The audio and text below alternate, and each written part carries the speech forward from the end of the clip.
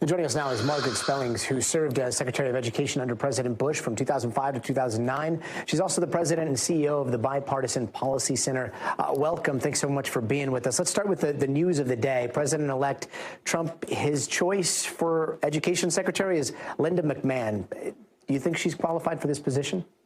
I do. I think she's a good choice. She has experience running a large federal agency and presumably experience with the Congress. She's a successful entrepreneur and businesswoman who knows how to manage a big enterprise. She's been a member of a state board of education and a university board. And I think she's a good choice. She obviously runs the transition team or co-chairs the transition team, knows a lot of the people in the Trump orbit, and that will serve her well, too. And if the Department of Education is done away with, what happens to programs like Title I, for example, or Pell Grants or special education funding? I know in the past, Title I was under Health and Human Services, or if I recall correctly, but where do those programs go now? Health, education, and welfare. Yeah, it was where those lived previously. Well, it's really the prerogative of the Congress to decide whether we have those programs, how adequately they're funded, and where they reside. This is not something that can be solely done by the executive. And so I think there's two questions. One, are we going to have the programs at all? And if so, where should they live? And what we know about the Department of Education is that 3/4 of their remit actually is in post-secondary education. About 3/4 of the staff and the resources are all around the funding of Pell Grants, financial aid, and so forth. The remainder is, as you say, Title I, IDEA, with the thesis that we do have a federal stake in closing the achievement gap and providing opportunity more broadly across our country. When you look at those global rankings, why do you think a lot of our test scores right now are so low? Well, we actually had an uptick in the early 2000s that was a good 10-year run. And I think, COVID obviously has been a major retreat on student achievement for a lot of reasons.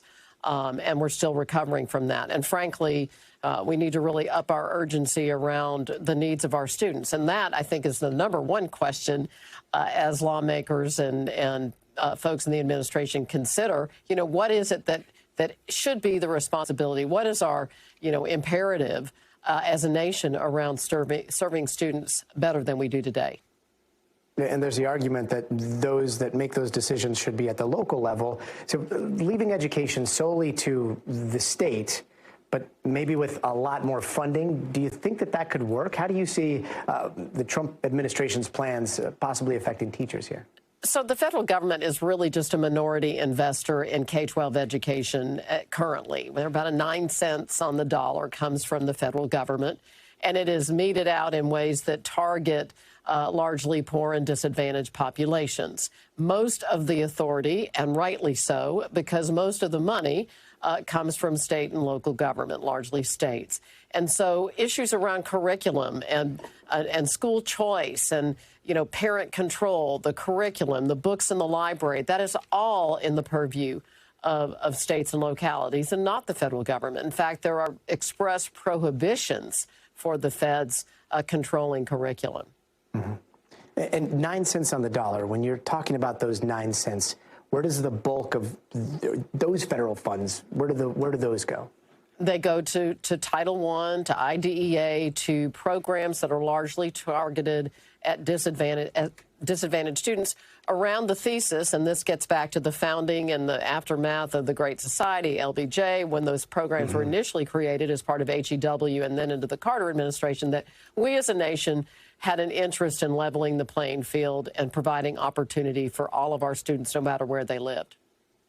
Are you optimistic about what you're seeing, or do you think that there could be problems on the horizon here?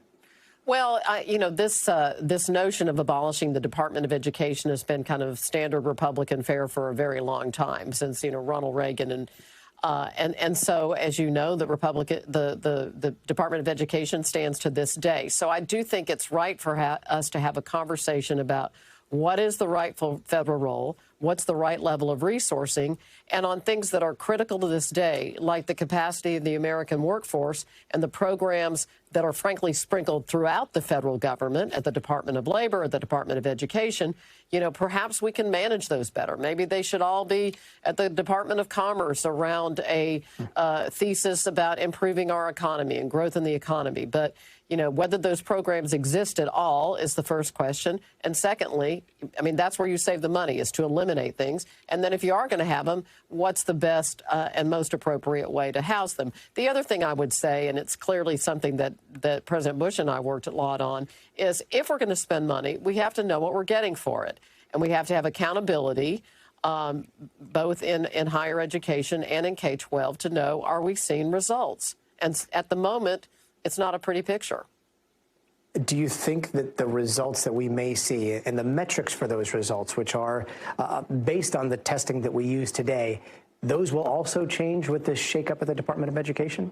Not necessarily. I mean, we have what's called our National Education Report Card. That has been on the books for a very long time.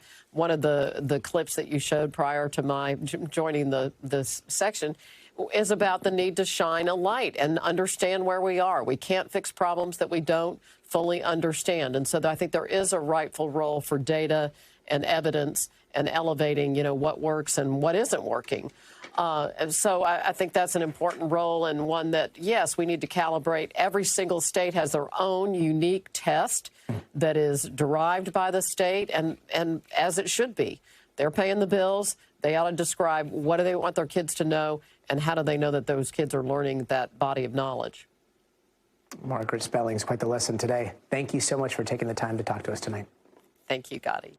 Thanks for watching. Stay updated about breaking news and top stories on the NBC News app, or follow us on social media.